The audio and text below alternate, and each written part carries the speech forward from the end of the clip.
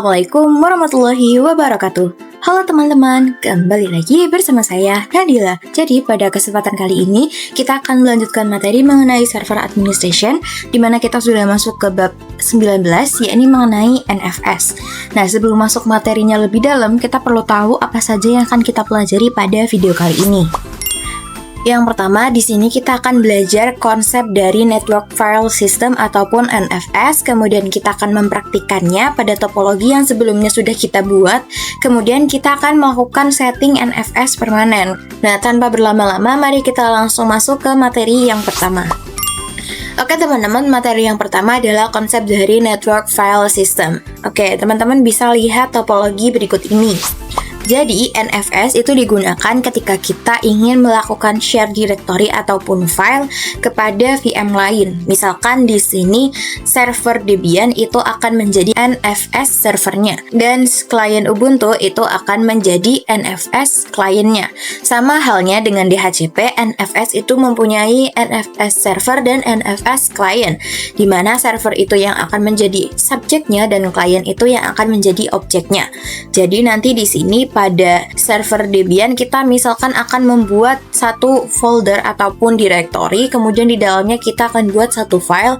Nah, file tersebut itu kita akan sharing dengan klien Ubuntu, yang mana nanti dia akan menjadi NFS kliennya, dan itu bisa melakukan editing ataupun yang lainnya, atau mengakses file ataupun directory tersebut secara bersamaan, baik itu di klien Ubuntu dan di server Debiannya. Seperti itu teman-teman. Untuk sharing file itu ada dua jenis yang sudah umum digunakan pada saat ini, yaitu ada NFS dan ada Samba, di mana NFS ini yang digunakan ketika Linux itu akan mengirimkan file ke Linux, sedangkan Samba itu digunakan ketika Linux akan mengirimkan ke Windows. Sebenarnya untuk Samba itu juga bisa digunakan Linux ke Linux, tapi lebih sering digunakan dan lebih enak digunakan untuk Linux to Windows teman-teman. Nah, di sini kita akan bahas yang NFS terlebih dahulu. Untuk Samba kita akan lanjut dibahas materi berikutnya teman-teman. Tanpa berlama-lama, kita akan masuk ke materi yang kedua saja untuk praktek NFS-nya, supaya teman-teman bisa lebih paham dengan NFS ya teman-teman. Oke, materi yang kedua adalah praktek NFS. Kita bisa masuk ke topologinya terlebih dahulu. Oke teman-teman, di sini saya akan config servernya dan kliennya itu pada klien saja via remote. Jadi di sini kita pergi ke klien terlebih dahulu, kemudian kita masuk ke terminalnya. Kemudian kita akan melakukan remote untuk yang server Debiannya. Di sini kita coba dulu. 10.10.10.28 karena kemarin sudah diganti. Kemudian min-p 2221. Oke, passpressnya kita ketikkan. Oke, di sini sudah berhasil masuk. Kemudian di sini saya akan tambahkan terminal baru untuk kliennya.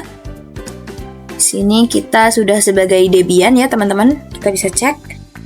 Nah, di sini kita sudah sebagai server Debiannya, kemudian di sini sebagai kliennya. Oke, di sini sudah sebagai kliennya. Di sini kita akan install terlebih dahulu package dari NFS servernya pada Debian. Oke, teman-teman. Sebelumnya kita akan coba cek dulu apakah kita sudah terhubung ke internet atau belum. Kita bisa cek dengan ping google.com.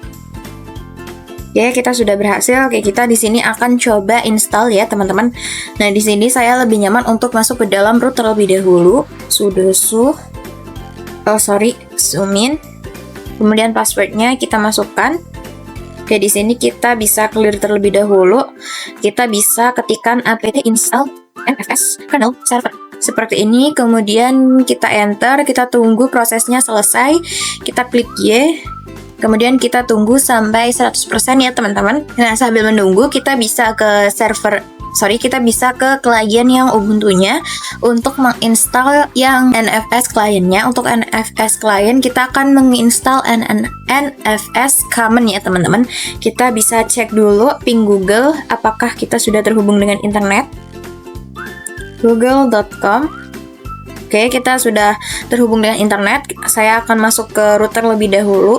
sudo kemudian passwordnya kita masukkan. Kemudian di sini kita bisa ketik apt install NFS common. Tulisannya common. Kemudian kita tunggu, ini kita klik Y, kemudian enter. Setelah itu kita tunggu prosesnya selesai ya teman-teman. Ya, kita akan kembali ke server Debian-nya. Apakah sudah selesai? Oke, di sini sudah selesai ya teman-teman untuk NFS-nya. Kita bisa cek statusnya. Oke, di sini statusnya sudah aktif ya teman-teman. Berarti sudah berhasil terinstall. Nah, di sini kita bisa lanjut ke langkah selanjutnya. Oke, di sini saya akan clear terlebih dahulu. Nah, oke teman-teman, di sini ketika kita sudah selesai melakukan install NFS-nya, kita akan membuat directory baru yang nantinya akan kita share ke klien Ubuntu. Di sini kita akan coba buat di directory slice. Di sini kita bisa masuk ke cd slice, kemudian di ls. Di sini ada beberapa directory. Nah, di sini kita akan tambahkan satu directory yang nantinya akan kita share ke klien Ubuntu. Kita akan coba mkdir nfs1 seperti ini. Kemudian kita bisa masuk ke directory tersebut. Nah, di sini kan isinya masih kosong. Nah, di sini kita akan coba buat satu file ya teman-teman. Kita ls lagi. Di sini untuk file .txt-nya sudah terbuat teman-teman. Nah, di sini kita akan melakukan sharing ke klien Ubuntu dengan menggunakan NFS. Sebelumnya kita akan coba masuk terlebih dahulu ke slice etc slice export nano slice etc slice export. Kemudian teman-teman bisa ke bawah. Paling bawah, teman-teman definisikan folder yang tadi sudah kita buat yang nantinya akan kita share ke klien Ubuntu. Kemudian kita bisa definisikan untuk IP address mana saja yang bisa mengakses si file tersebut atau folder tersebut dan apa akses yang kita berikan. Nah, di sini karena saya mau semua IP address itu bisa mengakses folder dan file tersebut, maka kita bisa ketikkan bintang ya teman-teman. Kalau bintang, setelah itu kita buka kurung, terus kita ketikkan RO. RO ini maksudnya adalah read only ataupun hanya bisa membaca. Setelah itu kita bisa Ctrl X, Y, Enter. Kemudian kita bisa restart si NFS-nya dengan perintah system. Oke, sudah. Setelah itu kita bisa pengujian di kliennya. Kita coba lihat. Oke, di sini untuk NFS command-nya sudah selesai diinstal. Nah, di sini sudah selesai teman-teman untuk install tadi NFS command-nya. Nah, di sini cara untuk melihat folder mana yang sudah berhasil di-share dari si server Debian itu teman-teman bisa ketikkan perintah seperti ini. Show mount min e. Kemudian kita bisa ketikkan IP dari server Debian. Nah, di sini kita coba cek dulu IP dari server Debian itu adalah 10.10.2.6.10.10.10.28. Nah, di sini ada file NFS1 ya teman-teman yang sudah berhasil di-sharing. Kemudian di sini kita harus membuat satu folder atau folder baru untuk mengakses si NFS1-nya yang merupakan file dari server Debian yang sudah di-sharing tadi teman-teman. Jadi supaya nanti ada mounting, teman-teman bisa buat folder baru terlebih dahulu pada klien Ubuntu-nya. Oke teman-teman, di sini kita akan coba buat directory barunya pada slice home slice nadilanya saja. Kita bisa ke slice home slice nadila, slice home slice nadila. Di sini kita akan buat folder barunya mkdir. Di sini mungkin namanya folder 1 saja. Setelah itu kita bisa coba cek ls untuk folder 1 sudah berhasil dibuat ya teman-teman. Nah, di sini nantinya untuk NFS1 itu akan terhubung dengan folder 1 teman-teman. Jadi ada mounting antara keduanya. Nah, caranya supaya NFS1 ini terhubung dengan folder 1, kita harus melakukan yang namanya mounting. Nah, caranya bagaimana? Caranya teman-teman bisa ketikkan perintah seperti ini, mount. Kemudian kita bisa ketikkan IP address dari server Debian-nya. Kita bisa cek di sini untuk IP address dari server Debian-nya adalah 10.10.10.28 ya teman-teman. Kita coba 10.10.10.10.28, kemudian titik 2 slice, kemudian directory yang tadi di-share di sini NFS1. Kita ketik NFS1, kemudian spasi. Di sini kita definisikan directory mana yang akan terhubung ataupun mounting dengan NFS1 ini teman-teman. Nah, di sini directory-nya adalah slice folder ya teman-teman. Folder 1 slice home slice. Di sini bisa langsung saja folder 1. Oke, kemudian kita bisa enter. Nah, di sini kita bisa cek nih teman-teman di folder 1 apakah sudah terhubung dengan NFS 1. Kita coba ke dalamnya, cd folder. Kemudian kita bisa ls. Nah, di sini ada file 1 ya teman-teman yang sama dengan isi dari NFS 1 nih teman-teman. Kita coba ls. Ini ada file 1.txt nih teman-teman. Nah, teman-teman juga bisa lihat di directory sininya. Oke, kita bisa cek nih di sini ke slice home ya. Di sini ada folder 1 nih teman-teman. Folder 1 itu ada file 1.txt. Nah, di sini ada keterangan file 1.txt itu hanya read only saja nih teman-teman. Nah, kita akan coba melakukan editing di file 1.txt nih teman-teman. Nah, no. Kemudian kita tap saja. Nah, di sini ada keterangan bahwa file 1.txt is unwritable. Jadi ketika kita melakukan editing apapun di sini, ketika kita save itu tidak akan bisa ya teman-teman, karena tidak mendapatkan izin untuk mengedit. Karena di sini hanya mendapatkan izin untuk read only saja. Oke, di sini untuk praktek yang kedua itu saya akan coba buat folder baru lagi untuk di server Debian-nya. Kemudian izin ataupun akses yang diberikan untuk klien Ubuntu-nya itu atau NFS kliennya itu adalah RW ataupun read and write. Oke, kita akan coba nih buat lagi di CD slice. Kita keluar dulu dari CD NFS. Nah, kita coba nih pwd, kita ada di slice root, slice-nya. Kita akan coba buat lagi mkdir. Kita coba ls di sini untuk NFS 2. Nah, di sini udah ada ya teman-teman. Nah, tapi di sini saya tidak akan membuat file di dalamnya karena untuk sebagai pembedanya. Nah, kemudian kita akan sharing folder NFS 2 ini ke klien Ubuntu. Caranya sama seperti tadi. Kita bisa masuk ke slice etc, slice export. Di bagian bawah sini kita bisa definisikan foldernya terlebih dahulu, NFS2. Oke, di sini kita bisa definisikan IP dari kliennya teman-teman. Di sini untuk klien itu IP-nya 172.16.1.11 size 27. Kita bisa coba di sini ketikkan 172.16.1.11 size 27. Kemudian buka kurung, kita bisa tambahkan RW. RW itu maksudnya adalah read and write. Jadi dia bisa melihat dan melakukan editing. Kemudian kita bisa ketikkan sync untuk maksudnya itu sinkron. Jadi ketika kita melakukan editing pada klien Ubuntu, maka yang ada di server Debian juga akan terganti ataupun terubah ya teman-teman. Kemudian kita ketikkan no root squash. Maksudnya apa? No root squash itu jadi ketika kita mau melakukan editing NFS 2 itu kita bisa tidak usah masuk ke dalam root ya teman-teman. Jadi dalam user biasa itu bisa melakukan editing seperti itu. Kemudian kita tutup kurung, Ctrl X Y enter. Setelah itu kita bisa restart si NFS servernya tadi. Oke, kalau sudah kita bisa cek di klien Ubuntu lagi. Cara melihat untuk file yang sudah di-sharing itu apa saja, teman-teman bisa ketikkan show more -e, kemudian IP dari NFS servernya. Di sini untuk Debian IP-nya adalah 10.10.10.28. Nah, di sini ada NFS 1 dan NFS 2 seperti itu ya teman-teman.